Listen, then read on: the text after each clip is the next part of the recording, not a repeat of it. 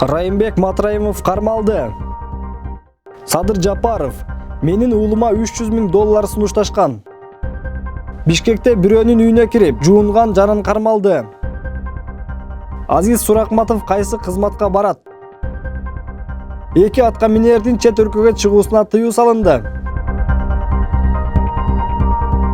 Бажы кызматынын төрагасынын мурдагы орун басары Райымбек Матраимов улуттук коопсуздук мамлекеттик кызматынын коррупцияга каршы күрөшүү кызматы тарабынан бүгүн 20-октябрда кармалды. Бул тууралуу улуттук коопсуздук мамлекеттик кызматынын маалымат кызматы билдирди. Маалыматта айтылгандай, Райымбек Матраимов коррупция фактысы боюнча сотко чейинки өндүрүштүн алкагында кармалды. Ага 2016 жылдан бери бажы тармагында коррупциялык схема уюштурган деп айып тагылууда. Учурда сотко чейинки өндүрүш алкагында териштирүү иштери башталды.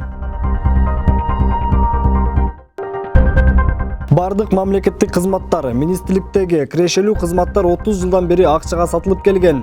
Ар бир кызматтын өзүнүн ставкасы бар.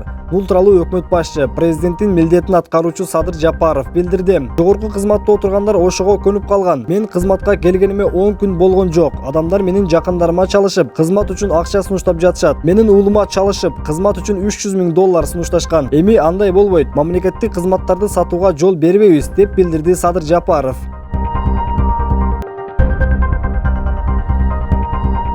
Азиз Суракматов маалымат жыйын учурунда алдыдагы парламенттик шайлоого катышаарын билдирди. Суракматов азырынча кайсы саясий партия менен шайлоого бараарын ачыктаган жок. Суракматов шаар мэри кызматын ээлеп турган учурда 100 гектар жерди мамлекеттин карамагына өткөргөнүн, тулпар төлөм картасы ишке киргенин, газ менен жүрө турган 60 автобус сатып алганын жана 100 автобус алуу үчүн тендер жарыялаганын белгилеп кетти.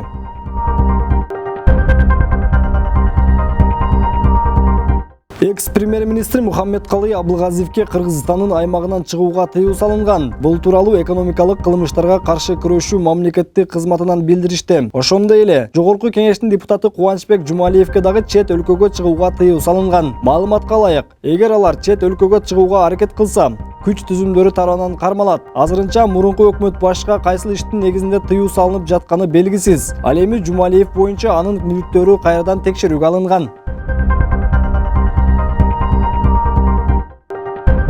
Бишкектеги Абдурахманов көчөсүндө жайгашкан көп кабаттуу үйлөрдүн биринин подъездине жылаңач эркек кармалды. Милицияга 1990 жылы туулган Бишкек шаарынын тургуну кайрылып, белгисиз жылаңач адам анын батирине кирип, зордутууга аракет кылгандыгын билдирген. Ал мас абалда болгон. Арыз жазган жарандын билдиргенине ылайык, белгисиз жаран мас абалында болгон. Анын батирине кирип, чечинип, душка кирип, кызды зордутууга аракет кылган. Кыздын атасы менен агасы ойгонуп кетип, жылаңач кишини кармашкан. Айрым маалыматтар боюнча милиция кызматкерлери кармалган жарандын жаман ою болгон эмес деп кое беришкен.